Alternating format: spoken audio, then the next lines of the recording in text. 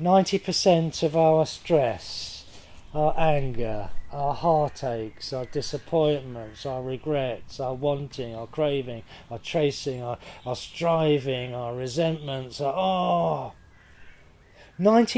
of it is not caused by what is actually happening here now in reality, but it is caused by what is going on in your head.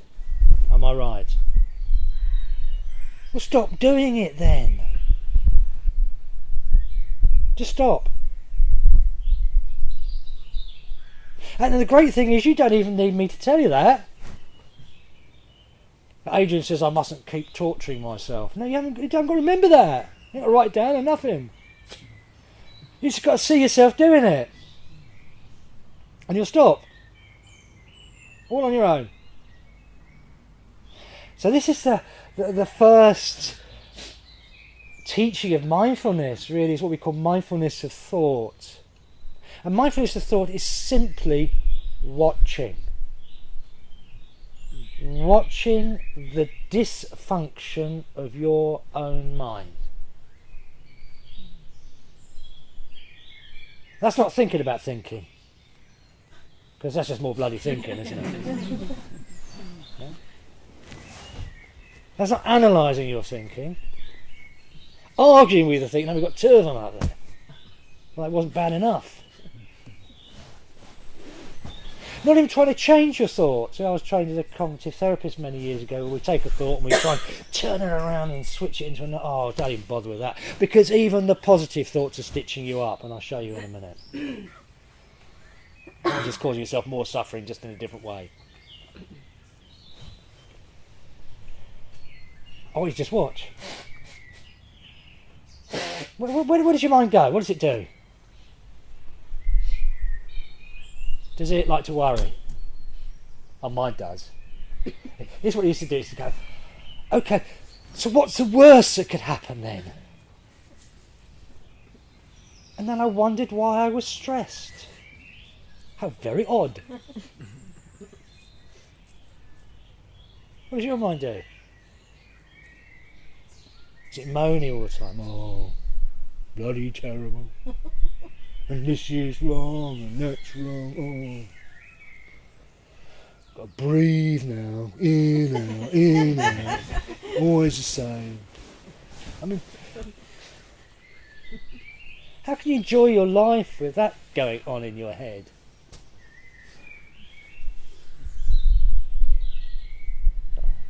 Sure, you know somebody like that. And what's really sad is if your mind's like that, that's true for you. The world really is awful and boring and miserable and that's your reality and you created it. So stop. Because reality is much better than the dream. Does your mind like to tell you off? Does it complain? Does your mind beat you up?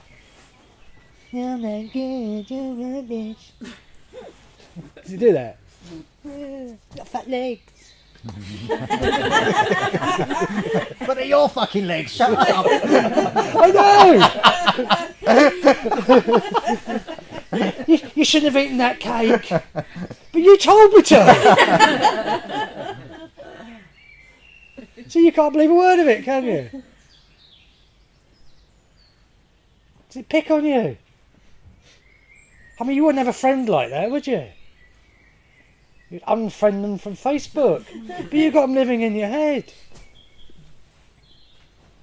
What does it tell you you can and you can't do, what you are and you aren't capable of?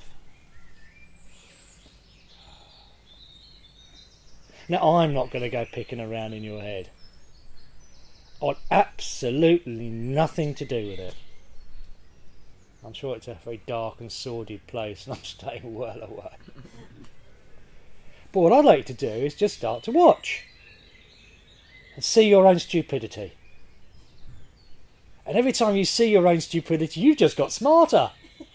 God, look how stupid I've been all my life. I've just got smarter. So mindfulness is a shift in intelligence. Seeing your stupidity. And that's not thinking about your stupidity, because that's really stupid. Because that's your stupidity now telling you about your stupidity, and that's just more and more stupidity. Yeah. It's just watching. So try it.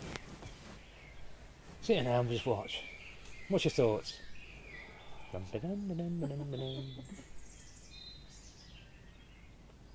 you see what happens? The space starts to occur. Now, if you're very lucky, and actually for quite a lot of you it's already happened, you might find that it's absolutely quiet, which is very rare at the beginning of your practice. But more usually, you're watching and it's still chattering. But there's a difference now. Because you're not the thoughts. There's me and the voices. I'm not the voices. I'm the one that sees. And there's that separation occurring. And for a good while yet in your practice, that voice is going to continue to do what it does. It's going to continue to hurt you and continue to be cruel to you and continue to stress you out. It's going to do that for a long time yet. But something has already changed now. And I can't put you back in the box. Because you all now know that it's not you. And it can be very convincing. We can get caught up in it. But something has now changed. There's a gap between you and your thoughts emerging. And that gap is mindfulness.